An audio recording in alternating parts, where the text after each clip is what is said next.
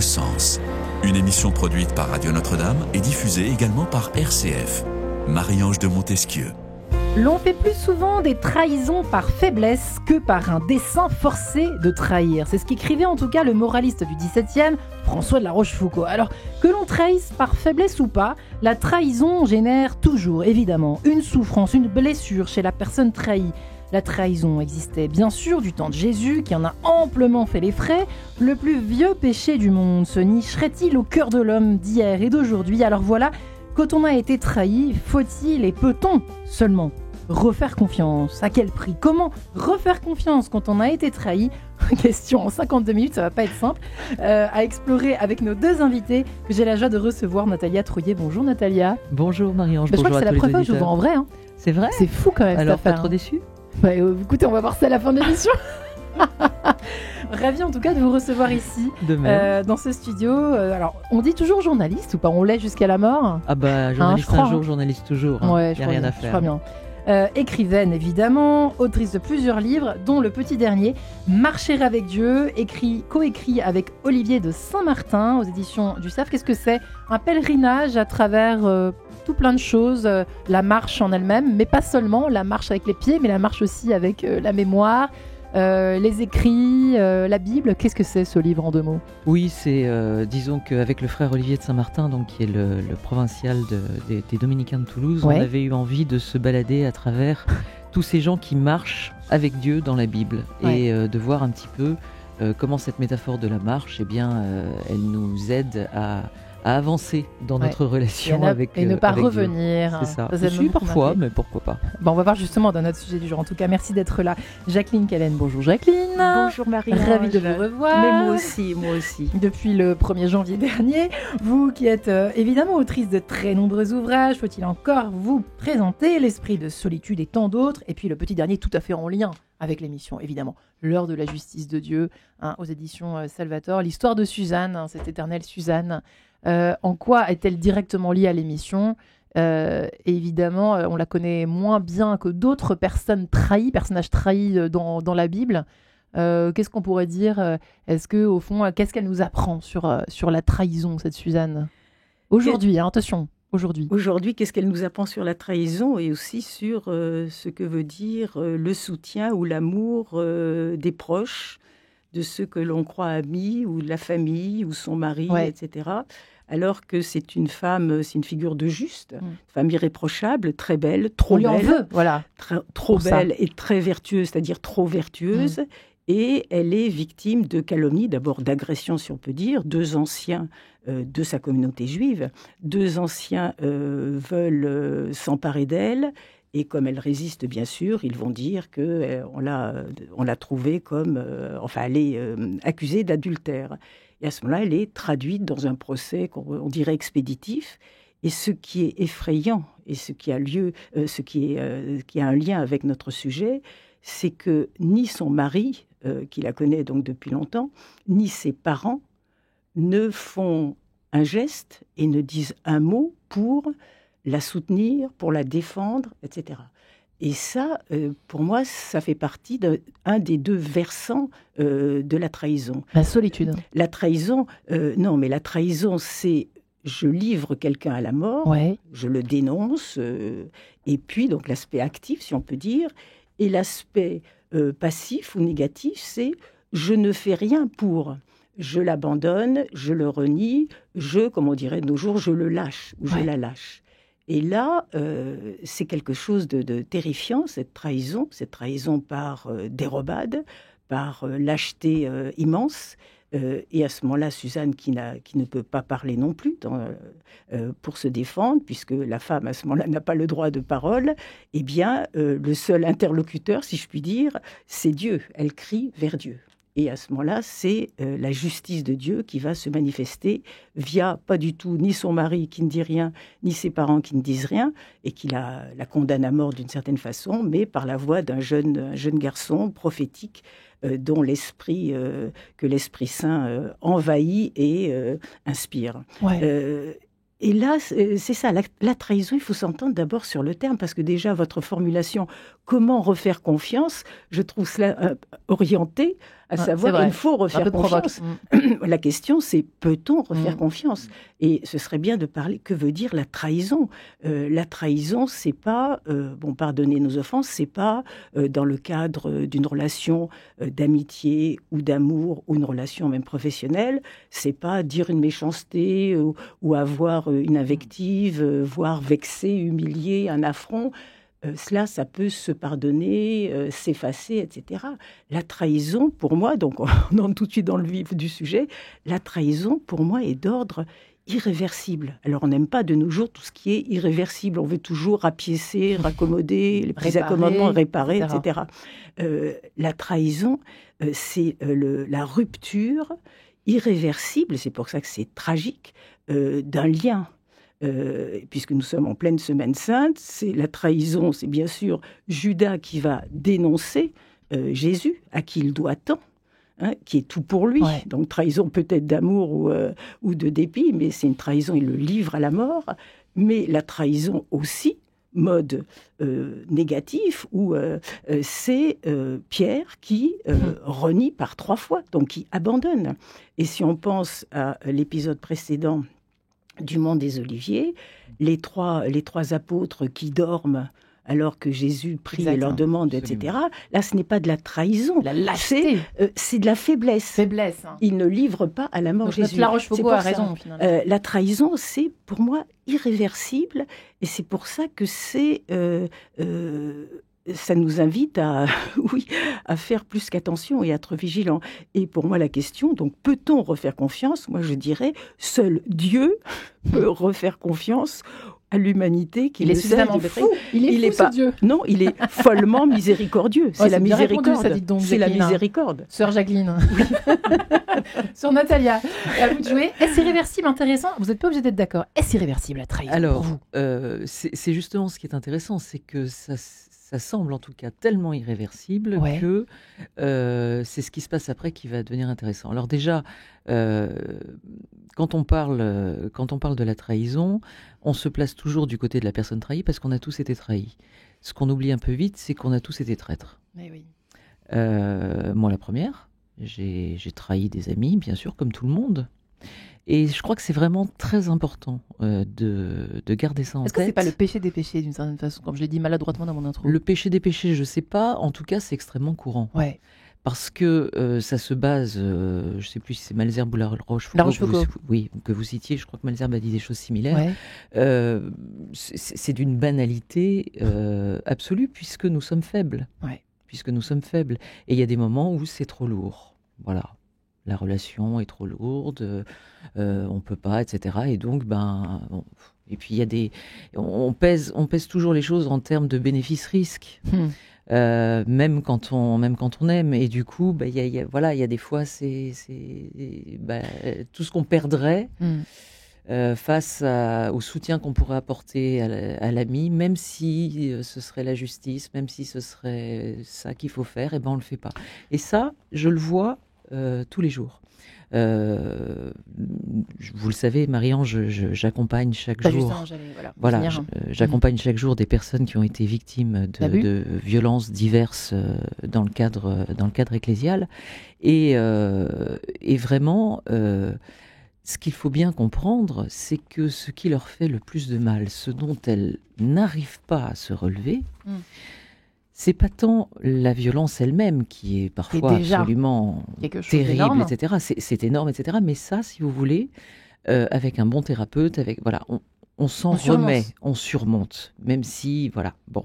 Par contre, quand vous êtes une famille extrêmement impliquée dans sa paroisse, extrêmement pratiquante, qui, vous êtes le père de famille qui, tous les dimanches, dans son van, s'occupe de ramener la sono, est toujours là pour filer un coup de main, etc., etc. Et puis le jour où il va voir son curé pour dire que il y a eu un problème avec un laïc ou un diacre ou un prêtre, etc. Le curé lui dit oui, fais pas trop de bruit, va voir l'évêque discrètement, et puis l'évêque l'évêque lui dit oui, mais vous savez, je vais régler ça entre nous, et puis que petit à petit, et ça dure des mois, il se rend compte petit à petit qu'on l'enfume et qu'il n'y a rien qui est fait, et que ça, c'est un sentiment dont les gens ont un mal fou à se relever, vraiment. Et c'est d'une violence bien plus grande. C'est cette espèce de schéma de la trahison, c'est un schéma, c'est pas un schéma, mais au fond, c'est comme si c'est la confiance qui est quand même le plus beau des sentiments, la plus belle, c'est presque une vertu de faire confiance et dans les deux sens, il faut que ça fonctionne, la confiance. Et là, c'est vrai que, par exemple, vous parlez du dévouement de imaginons ce père de famille ou cette personne qui est dévouée, et paf, cette espèce de cassure, c'est absolument terrible. Et c'est là où effectivement, ça fait penser à ce que vous disiez, irréversible. Ça me paraît justement irréversible, et je ne suis pas sûre, en effet, que, alors peut-être, pour moi, ce n'est pas de l'ordre thérapeutique, ça peut adoucir, etc. Mais si c'est irréparable, on ne reprise pas un vieux vêtement avec un morceau neuf. C'est dans l'évangile de Matthieu.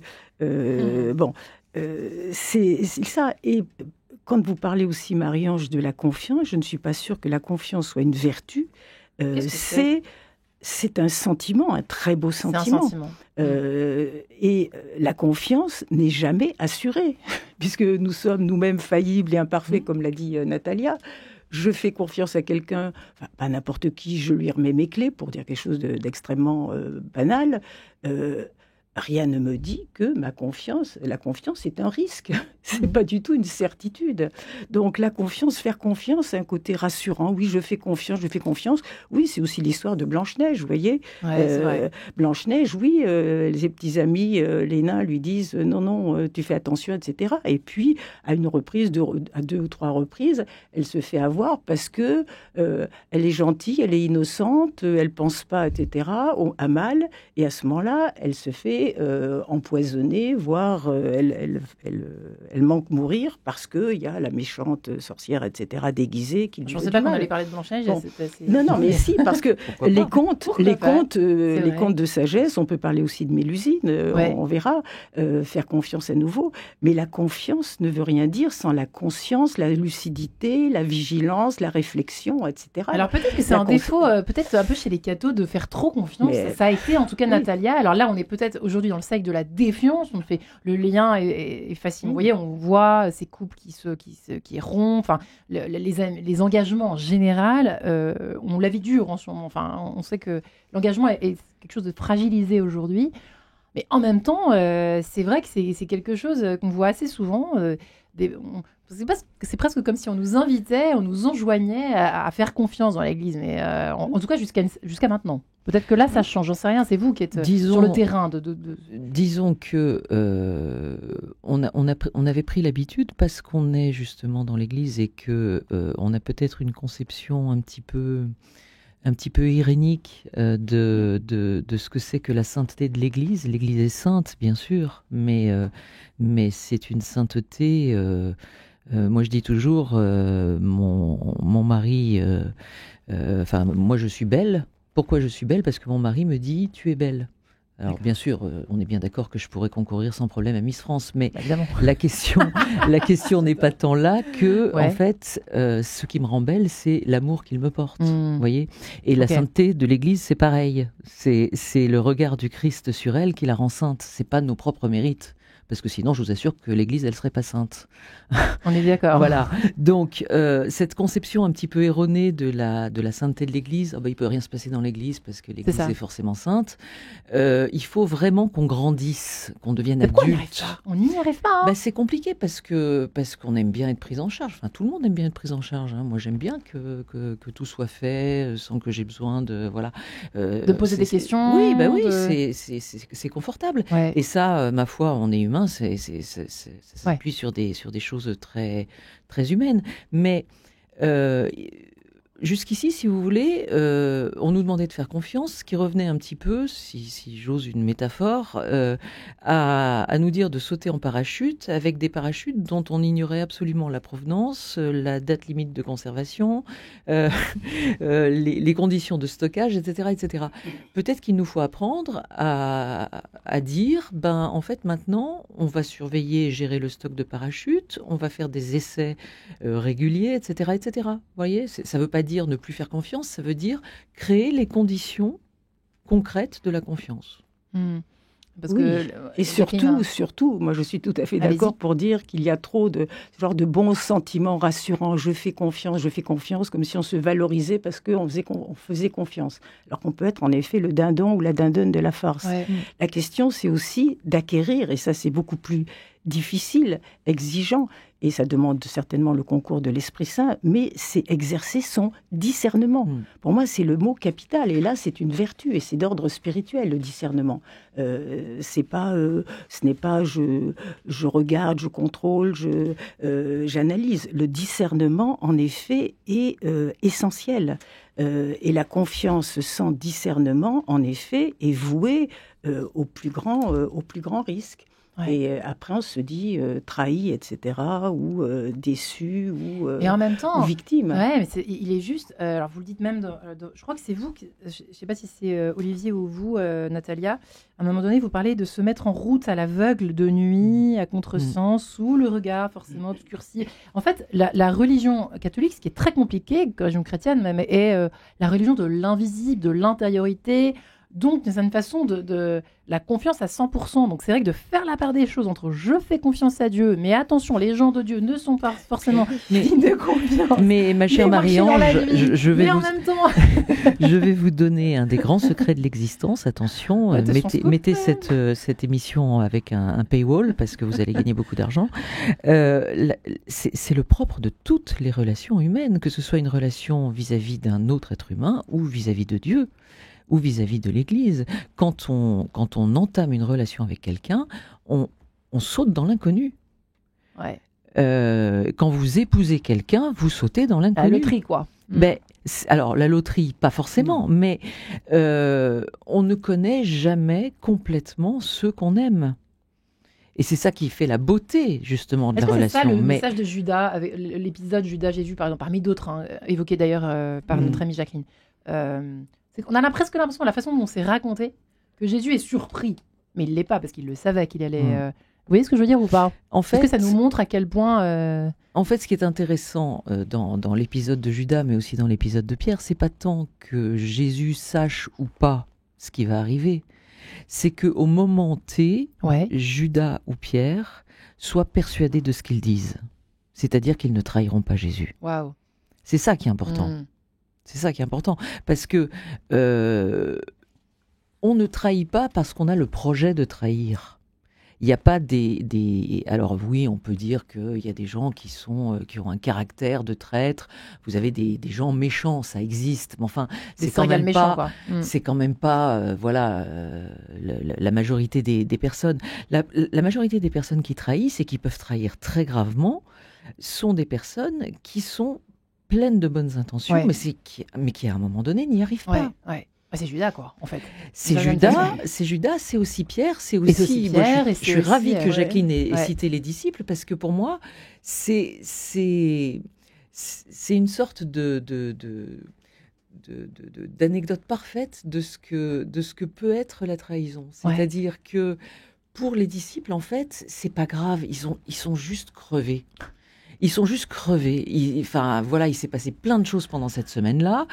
Ils ont fait un gros repas à la Seine, etc.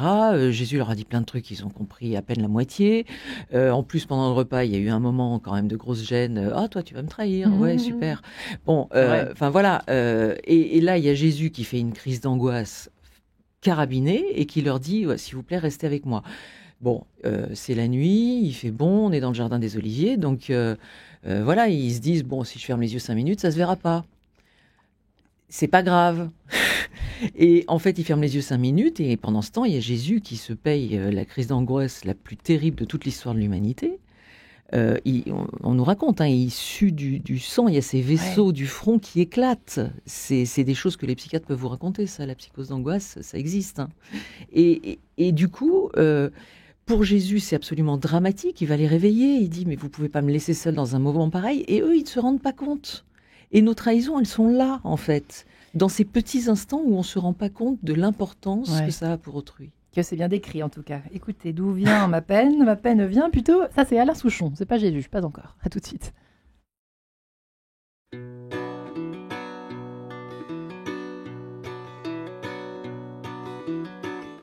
Écoutez d'où ma peine vient. Écoutez d'où ma peine vient. Écoutez d'où ma peine vient. Elles disent toutes que j'ai l'air fin, que j'ai le museau finot malin. Mais de la vie je ne sais rien. Est-ce que c'est le TGV si vite arrivé, ou la paresse de l'express du temps passé? Est-ce que c'est 87, les chaussons dans la cuisine, ou le pauvre petit 27 de Janis Joplin? Est-ce que c'est long ou court la vie? Est-ce que c'est con ou lourd? Écoutez d'où ma peine vient. Elles disent toutes que j'ai l'air fin, que j'ai le museau finot malin. Mais de l'amour je ne sais rien. Est-ce que c'est la longue distance et les caresses au long cours? Ou est-ce qu'on est pour le parcours court? Est-ce que c'est les cloches qui sonnent, les chapeaux king size, ou les petites Paris Hilton à la tequila sunrise? Est-ce que c'est long, court l'amour? Est-ce que c'est con et lourd? Écoutez d'où ma peine vient.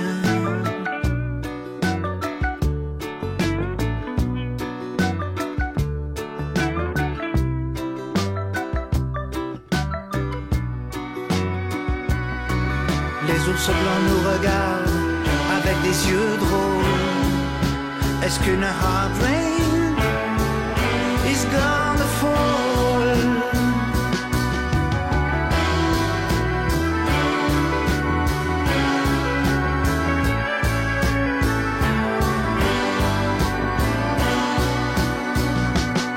Est-ce que c'est long, court, con, lourd? Écoutez d'où ma peine vient. Écoutez d'où ma peine vient.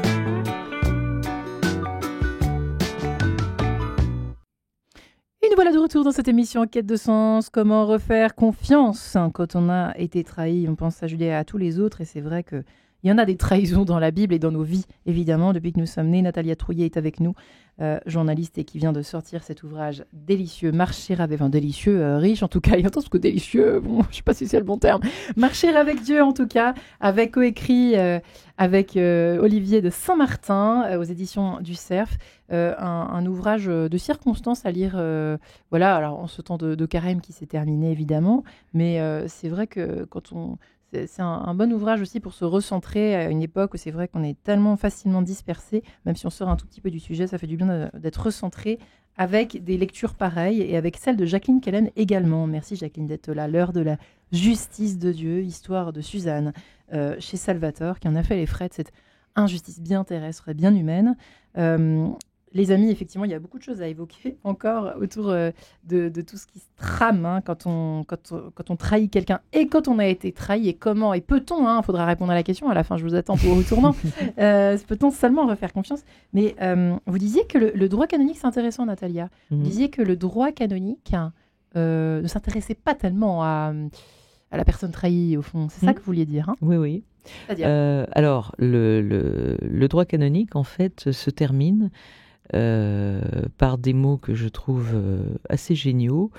Je ne vais pas vous les citer textuellement parce que j'en serais incapable, mais l'idée c'est de dire, voilà, toutes ces dispositions, donc tout le code de droit canonique, sont modifiables pour le bien des âmes. Voilà. C'est-à-dire, voilà, on vient de donner des tas de règles, etc., mais on peut tout mettre le bazar partout si on peut sauver les âmes en ne respectant pas. Et je trouve ça extrêmement intéressant parce que c'est une justice en fait qui veut sauver le pécheur. Ce qui pose un certain nombre de problèmes justement dans l'accompagnement des personnes victimes parce qu'elles ne sont pas du tout au centre de la procédure et ça c'est des choses qu'on est en train de voir évoluer parce qu'il faut aussi penser à ça. Mais du coup moi qui travaille avec pas mal de canonistes sur toutes ces questions-là, je vois en fait comment sont accompagnés les prêtres qui trahissent justement et comment on essaye de les amener à guérir sur le plan spirituel de la trahison qu'ils ont commise et qui sont parfois des trahisons d'une gravité extrême. Et alors il y a la réparation du mal de peine, c'est-à-dire la souffrance qu'ils ont causée. Et puis il y a la réparation du mal de faute. Alors ça correspond plus à la faute qui a été commise envers Dieu. D'accord. Voilà. Enfin, il y a tout un ensemble de sanctions Qu'est-ce qui manque comme ça. Concrètement à cette, il manque une peine, c'est ça que vous voulez dire ? Moi, je crois que ce qui manque, c'est la prise en compte véritable des victimes dans le processus. C'est-à-dire que, du coup, si vous voulez, l'Église ne sait pas quoi en faire. C'est un peu ça l'idée. Pardon d'être un peu cru. C'est pas sur le plan de la justice canonique, si vous voulez. Bon, il y a eu beaucoup d'avancées, notamment grâce au tribunal pénal canonique national, qui maintenant quasi systématiquement propose aux victimes d'être tierce partie, c'est-à-dire partie civile dans les procès. Ce qui fait qu'elles ont au moins la notification de la sentence qui est faite, ce qui n'était pas le cas avant. D'accord. Voilà. Mais par contre, c'est vrai que les victimes sont des pauvres qui nous grattent, en fait, et dont on ne sait pas quoi faire. Il y a vraiment quelque chose de cet ordre-là. Moi, j'entends tout le temps, mais pourquoi vous tournez pas la page ? Des choses comme ça. Qui vous dit ça ? Des tas de gens, clairs ou pas clairs, qui disent, mais voyez, tous ces baptêmes d'adultes à Pâques, ça va être génial, c'est ça qu'il faut regarder, on s'est assez mortifié, etc. Et moi je dis, oui, mais le problème c'est que c'est toute cette espérance, tous ces jeunes qui arrivent dans l'Église. Si l'Église n'a pas mis en place les structures pour éviter au maximum, on n'évitera jamais totalement, parce que l'homme étant ce qu'il est, voilà, mais éviter au maximum les abus, ils risquent, eux ou leurs enfants, d'être victimes à leur tour. Et c'est pas ça qu'on veut. Voilà, c'est tout. Mais ça dérange, on n'a pas envie de voir ça. C'est curieux parce que là, c'est vrai, là on est dans notre sujet à fond, puisque c'est comme si, moi c'est vrai que c'est très étonnant en tout cas, j'ai pas de jugement à porter là-dessus, je n'y connais rien, mais ces jeunes, on a l'impression qu'ils refont confiance, alors qu'on a quand même plongé, on était noyés sous ces abus, ces affaires d'abus, et on en parle un peu moins, mais c'est pas pour ça qu'il n'y en a pas encore. Mais c'est vrai, Jacqueline, c'est étonnant. Non, comme s'ils refaisaient confiance. Non, ils ne refont pas confiance. Non, ils font confiance. Non, ils ne font pas confiance. Ils sont pris, brûlés par la foi. C'est très différent. Encore une fois, la confiance est rassurante, mais fluctuante, non assurée et risquée. La foi est absolue. C'est pour ça c'est étrange de parler de foi aveugle. C'est plutôt la confiance qui est aveugle. La foi est exigeante, absolue, donc ne permet pas le moindre doute. Donc espérons que ces jeunes ou ces moins jeunes qui demandent le baptême, par exemple, sont pris par la foi et pris de foi. Mais encore une fois, la confiance, c'est toujours, c'est bien rassurant. Et moi, je reviens quand même sur, parce qu'il ne s'agit pas il me semblait, avant la pause, et Souchon, je trouvais que Natalia affadissait, si je puis dire un peu, ou adoucissait un peu la faiblesse, non seulement des trois apôtres au Mont des Oliviers, mais surtout Judas. Pour moi, la trahison, encore une fois, on dit toujours, maintenant on met toujours les choses au pluriel, les trahisons, ça a l'air d'adoucir les choses. Bon, la trahison, encore une fois, est irréversible ou irréparable. C'est pourquoi on est très démunis. Alors, dans les cas dont vous parlez, vous êtes compétente, Natalia. Mais Judas, c'est pas, ça l'a pas pris comme ça, c'est pas, tiens, je vais trahir, etc. C'est tout à fait conscient, prémédité, puisqu'il va quand même voir le grand prêtre, etc. Tout est calculé, je vais vous dire comment le reconnaître, etc. La trahison, pour moi, c'est vraiment une volonté consciente, délibérée, d'attenter à la vie de quelqu'un. Alors en effet, peut-être il ne pensait pas qu'il allait être condamné à mort, Jésus. Mais il y a quand même cette volonté ou de passer sous silence, de dire non, je ne le connais pas, ça c'est pour Pierre, non, je ne l'ai jamais vu, c'est-à-dire cet homme, il a Jésus, trouille, quoi. Peu importe les motifs, cet homme Jésus, je ne l'ai jamais vu de ma vie. Pendant 3 ans que je l'ai fréquenté, non, je ne l'ai jamais vu. Ça revient à annihiler en gros, tous ces hommes manquaient de courage aussi.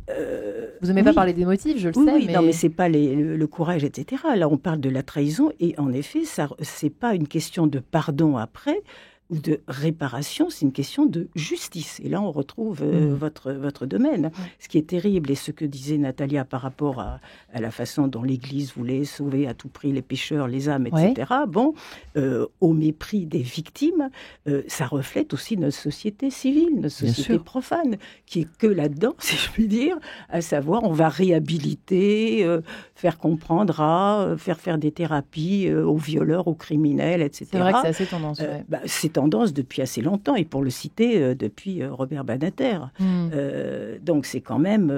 c'est assez intéressant de faire derrière Natalia. Mais non, mais ça reflète, hélas, l'Église actuelle reflète dans ses bons sentiments la confiance, et on repart à neuf. Non.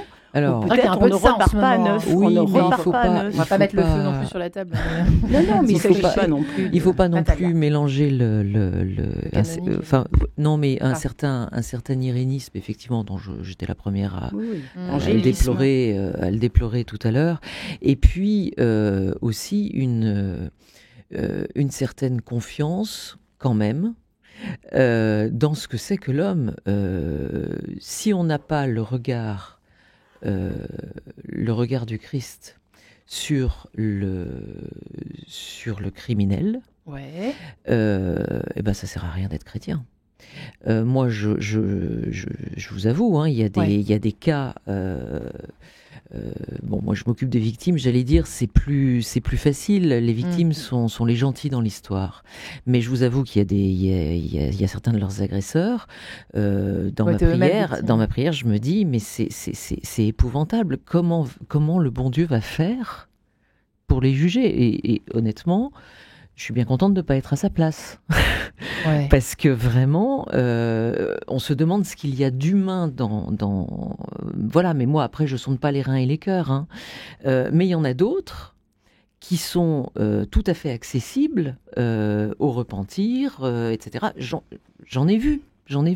Et donc, non, il ne faut pas renoncer à vouloir faire en sorte qu'un criminel, même le pire, puisse Jacques Fesch va être béatifié. Oui, mais c'est merveilleux. Ouais. Oui, mais le repentir, bien sûr, le repentir ne peut faire que le crime ou la trahison n'ait pas eu lieu. Évidemment. C'est ça qui est terrible, qui est totalement tragique.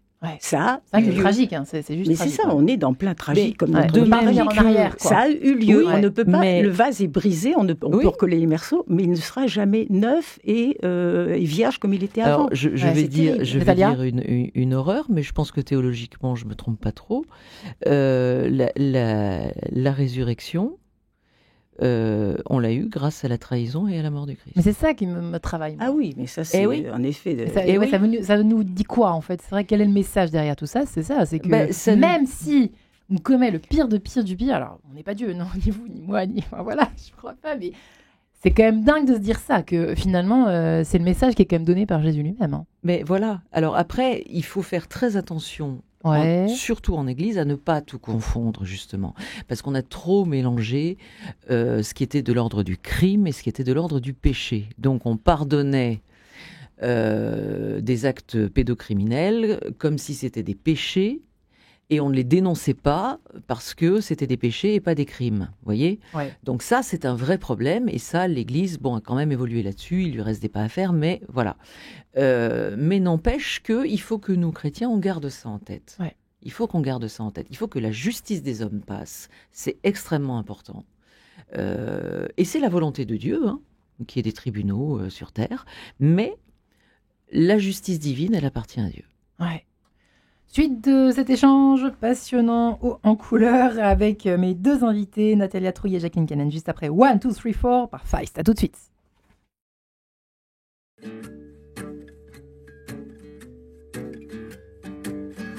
2, 3, 4, tell me that you love me more. Sleepless, long nights, that's what my youth was for. Oh, teenage hopes are lying at your door.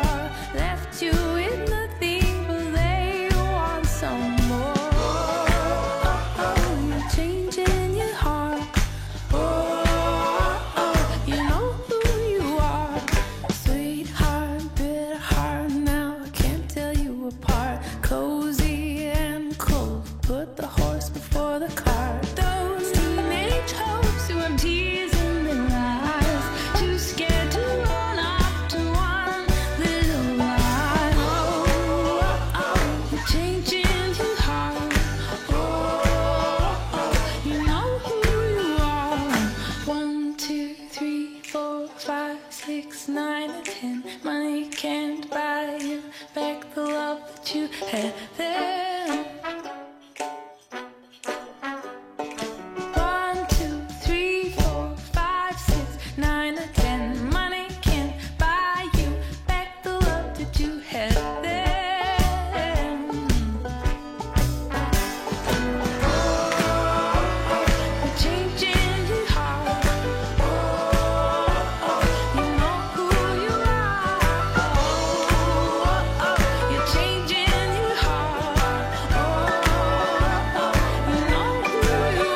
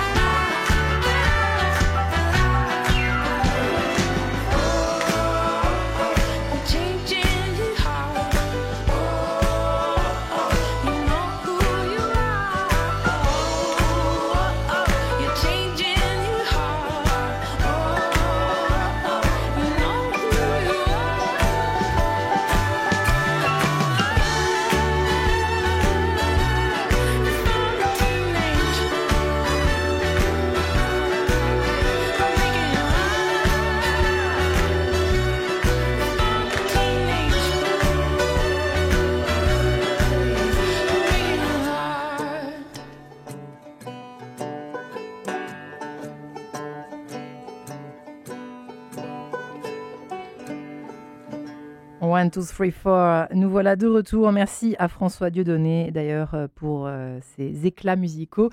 Chaque jour dans cette émission, Quai de sens, comment refaire confiance quand on a été trahi. Attention, c'est le sujet du jour dans cette émission Quête de sens. Natalia Trouillet est là pour décrypter, analyser, mettre sur la table d'opération, c'est opérer cette histoire de trahison, parce que c'est vraiment complexe comme et bien humaine comme question. Évidemment, Jacqueline Kellen est également avec nous. Écrivain que vous êtes, écrivaine, et l'heure de la justice de Dieu n'a pas sonné, mais c'est l'histoire de Suzanne qui est racontée dans cet ouvrage paru chez Salvator. Merci mesdames, et Natalia Trouillet, Marcher avec Dieu, votre ouvrage coécrit avec Olivier de Saint-Martin au Cerf.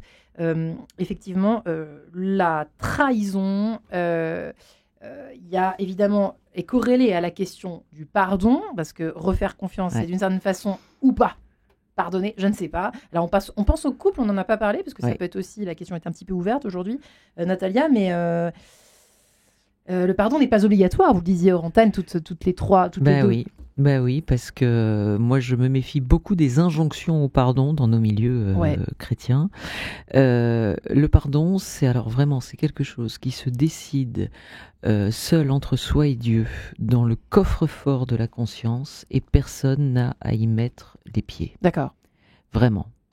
Et là, je suis extrêmement sévère parce que j'ai vu des dégâts absolument terribles avec cette injonction au pardon, où le pardon était instrumentalisé de façon à ce que, grosso modo, les victimes ne portent pas plainte. J'ai vu des choses absolument terribles, hein, vraiment. Récemment ? Ah bah oui, bien sûr, toujours. Grosso modo, c'est un moyen de silencier, comme on dit aujourd'hui, les personnes victimes, et c'est absolument insupportable. Mais de toute façon, d'une manière générale, si vous n'arrivez pas à pardonner malgré la prière, malgré etc., eh bien, c'est là où vous en êtes. Et ce n'est pas dramatique. Vous savez, je me souviens, lorsqu'on a écrit ce livre avec le frère Olivier de Saint-Martin, je lui disais, mais finalement, est-ce que pardonner, c'est pas un peu comme prier ? Une fois, tu m'avais dit que avoir l'intention de prier quand on n'y arrive pas, c'est déjà prier. Est-ce que pour le pardon, c'est pas un peu la même chose ? Et il m'avait dit, bah si, bien sûr. Déjà, se dire, j'aimerais bien pardonner, mais vraiment, j'y arrive pas. Il y a déjà quelque chose de l'ordre du pardon, et Dieu fait le reste. Donc, faut pas, parce qu'on est abreuvé en fait dans notre société de récits absolument merveilleux où on voit telle victime de la Shoah qui pardonne à son bourreau, voire qui adopte ses enfants, telle victime du 7 octobre qui pardonne, telle victime de viol qui pardonne aussi, etc. On fait jouer la phrase ils ne savent pas ce qu'ils font, quoi. Hein, oui, voilà, et ben oui, si, c'est Jésus qui l'a voilà, fait. Et puis il y a des gens qui savent très bien ce qu'ils font, que les légionnaires n'aient pas été conscients qu'ils crucifiaient le Fils de Dieu, bah oui, de fait, mais il y a des gens qui savent très très bien ce qu'ils font, qui cherchent à piéger leurs victimes pendant des mois et des mois, qui repèrent, etc., etc. Ils savent très bien ce qu'ils font, et leur en vouloir, c'est sain. S-A-I-N. D'accord. Voilà. Le pardon, c'est un acte qui peut arriver ou qui n'arrive pas, qui est dans un chemin à la fois psychologique, spirituel, etc., etc. C'est entre Dieu et la personne, et je vous assure que au jugement en particulier, Dieu prendra en compte toutes les blessures qui nous ont pas permis de pardonner. Voilà. Ouais. Jacqueline, oui, le pardon n'est pas la finalité. Le pardon n'est pas la finalité, c'est pas une option, c'est pas une obligation. Je suis très contente d'entendre Natalia dire ça, le pardon obligatoire, le pardon pour essayer d'amortir ou d'étouffer les choses. La question demeure, est-ce qu'il y a de l'impardonnable, hein ? Je ne suis pas Dieu, je ne suis pas Jésus sur la croix qui dit pardonnez-leur, etc. Si on est un être humain, donc faillible...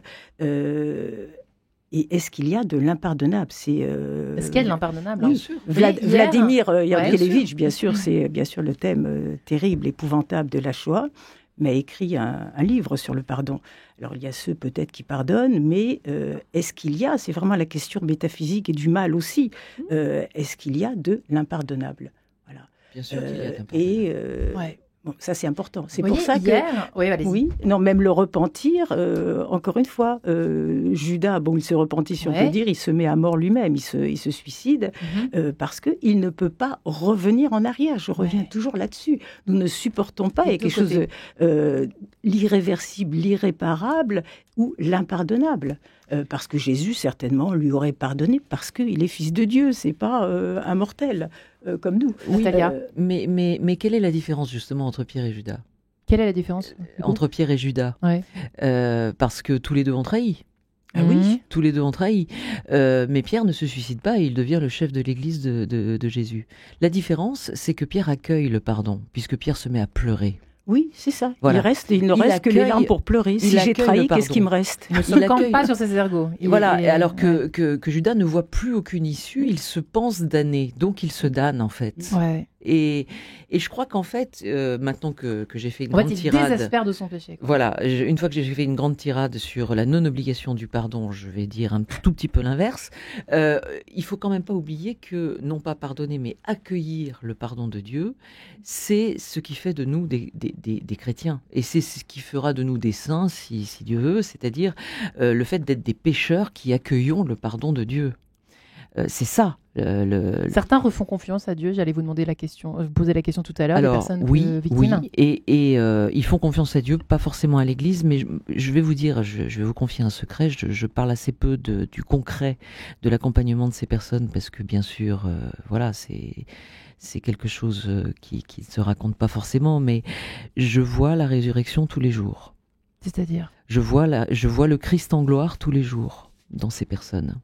Comment ça ? On me dit souvent, mais tu dois perdre la foi, etc. Ben, pas du tout. En fait, ma foi, elle est raffermie tous les jours. Parce que je peux vous garantir, je peux vous certifier que le Christ lui-même accompagne personnellement ces personnes jour après jour. Et d'une façon qui, moi, me bouleverse. J'assiste à des choses absolument incroyables. C'est cette jeune femme qui est dans un état de psychotrauma tellement complexe qu'elle ne ressent plus rien, ni le froid, ni la faim, ni le goût, ni rien, plus aucune sensation. Et qui, un jour, vous dit « Je voudrais recevoir le sacrement des malades parce que j'ai fait un rêve et je crois que c'est Dieu qui m'a parlé dans ce rêve. » Alors qu'elle ne supporte même plus de voir un col romain. Et vous vous dites, vous assistez humblement à ça dans un petit coin de la pièce, et ce sacrement se fait avec un prêtre qui a été préparé. On trouve un moyen. Bon, et bien sûr, l'imposition de main se fait à distance. On lui demande de mettre elle-même de l'huile sur ses paumes parce qu'elle ne supporte évidemment pas le contact, etc. Mais voilà, ça se fait. Tous les jours, je vois des choses comme ça. Donc surnaturel, en fait. Oui. Ça nous dépasse complètement, cette oui, affaire. mais complètement. Ouais. Mais est-ce que ça veut dire que cette personne a pardonné ? Non. Ah, pas forcément. Voilà. Ah oui, c'est une autre question. Mais ça, c'est une autre question. Oui, encore une fois, on fait la distinction entre, en effet, la foi et la confiance abusée. Mais elle sent bien que sans Dieu, elle ne peut pas continuer à vivre. Voilà, c'est la foi. C'est vraiment la partie Sans foi. Dieu, elle ne peut pas continuer à vivre. C'est d'ailleurs, elle était en bout de course, elle voulait mourir. Hein. Et donc, sa planche de salut, ça a été ce sacrement. Ouais. Voilà. Ouais. Retrouver une certaine confiance en Dieu et dans la vie. Ouais, vous voyez, pas plus tard qu'hier, moi qui suis, comme les auditeurs commencent à le savoir, comme beaucoup de journalistes forcément, hein, nous abreuvons de témoignages sur les réseaux sociaux, c'est très pratique. Et pas plus tard qu'hier, j'étais heurtée par un témoignage d'une femme très pieuse, visiblement, trompée, 15 ans de mariage, trompée depuis 5 ans. Mais limite, si elle se culpabilisait pas elle-même en disant que pensez-vous que je devrais faire ? Est-ce que je devrais qu'est-ce que je dois faire mais hors de question de divorcer, évidemment, puisqu'elle disait mais hormis le divorce, évidemment, je ne peux pas vis-à-vis de l'Église, etc., etc. Donc waouh, donc elle sait, hein, donc son mari envoie des messages tous les jours, des messages d'amour. Elle a vu les messages et tout ça à son amante. Enfin, il se fiche d'elle, quoi, complètement. Voilà. Et là, c'est hallucinant. Elle s'imagine un truc où il faut pardonner. Alors qu'on va faire pour pardonner ? Elle prend déjà, vous voyez, oui, c'est hallucinant. Et où il ne faut pas se séparer, alors que la séparation de corps entre époux, c'est quelque chose qui est tout à fait admis par l'Église. Hein. En plus, il y a trahison de chez trahison. Voilà, le type l'a trahi depuis 5 ans. Donc, pour en revenir à l'histoire de Suzanne, en effet, qui est sauvée par la justice de Dieu qui s'est manifestée via le jeune Daniel, l'histoire ne dit pas après ce qui s'est passé sur le plan humain, conjugal et familial. Suzanne a été sauvée par Dieu, elle est en effet innocente, irréprochable, lavée de tout soupçon, mais après, comment reprendre une vie commune avec son mari qu'il a laissé complètement tomber, qu'il a trahi dans le sens abandonné, lâché. Comment se confier ou avoir un minimum d'égard ou de tendresse, voire de respect envers ses parents, qui n'ont rien fait non plus. Ils ont dû pleurer, gémir, se lamenter, mais ils n'ont pas dit un mot non plus pour la sauver. Ça, l'histoire ne le dit pas. C'est ça qui est intéressant. Non, donc, tout dépend de nous. Et là, la question, comment faire si j'ai été trahi ? Pas moi ici qui parle, mais moi, je me dis... la question n'est bien sûr pas, ça ce serait le mauvais chemin, de se venger ou de maudire. ça peut aider dans l'intention au début, hein, bon, mais pour essayer de se redresser. Mais pour moi, je crois beaucoup si le pardon me paraît vraiment quelque chose de très difficile, enfin humainement. Je peux faire un tout petit peu un chemin, mais c'est Dieu qui peut pardonner. C'est pas le mortel, encore une fois, c'est pas l'être humain. Mais je trouve que l'oubli pacifie énormément. Je pense que, voilà, on s'éloigne, on a un autre chemin, l'oubli.